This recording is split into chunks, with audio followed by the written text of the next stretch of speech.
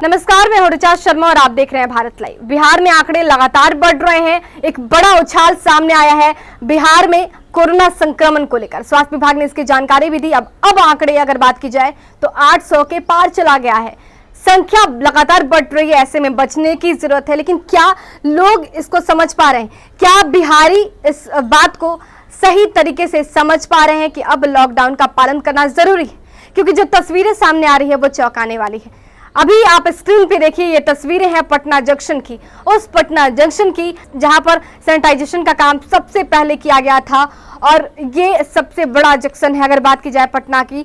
यहाँ से काफ़ी ट्रेनें खुलती हैं और जब से रियायती दी गई, जब से पटना में काफ़ी छूट दी गई, अन्य राज्यों में भी छूटें दी गई, लेकिन राजधानी पटना की जो स्थिति है कहीं ना कहीं काफ़ी दयनीय है और सोचने पर मजबूर कर देगी। आप तस्वीरों में देखिए किस तरह से लोग सोशल डिस्टेंसिंग को फॉलो नहीं कर रहे हैं, क्योंकि आज पटना जंक्शन से ट्रेन खुलने वाली थी।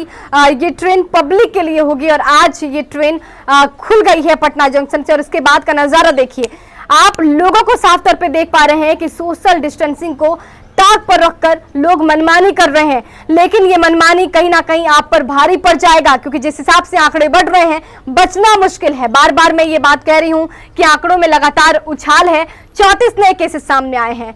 पटना की बात की जाए तो रेड जोन में है पटना है, और खासकर पटना जंक्शन भी उसी इलाके में पड़ता है जहां पर रेड जोन बनाया गया है और उसे अलर्ट पर रखा गया है। ऐसे में इस इलाके में लोग धड़ल्ले से एक दूसरे के साथ हैं और सोशल डिस्टेंसिंग को फॉलो नहीं किया जा रहा है। एक सवाल है कि हम इससे बचेंगे कैसे?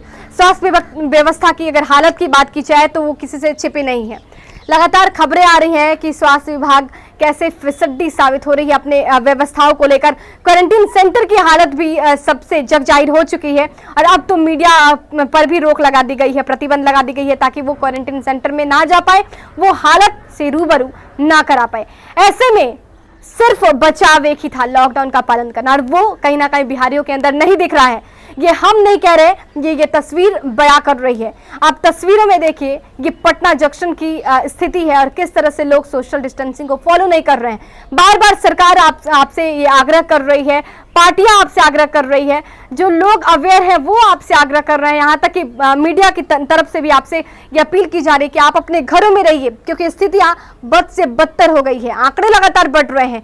अब तो बिहार की स्थिति और भी दयनीय हो चुकी है, क्योंकि केरल को भी बिहार ने पीछे छोड़ दिया है। कई ऐसे स्टेट हैं जो इस वक्त बिहार से पीछे चल रहे हैं। कोरोना संक्रमण के मामले की बात करें तो अब बिहार में 800 पार आंकड़ा चला गया है। इस आंकड़े को समेट पाना काफी मुश्किल है, इस पर रोक लगा पाना काफी मुश्किल है। ये सिर्फ आपके हाथ में है कि आप इस आंकड़ों को कैसे रोक पाते हैं। क्योंकि अगर आप लॉकडाउन का पालन कर रहे हैं, घर में रहे, अपने आप को क्वारंटीन कर रहे हैं, सेल्फ क्वारंटीन कर रहे हैं, ये जरूरत है। अभी हालिया स्थिति यही कह रही है। ऐसे में इस तरह की तस्वीर सामने आना कहीं ना कहीं सवाल खड़ा करती है कि हम कितने जागरूक हैं।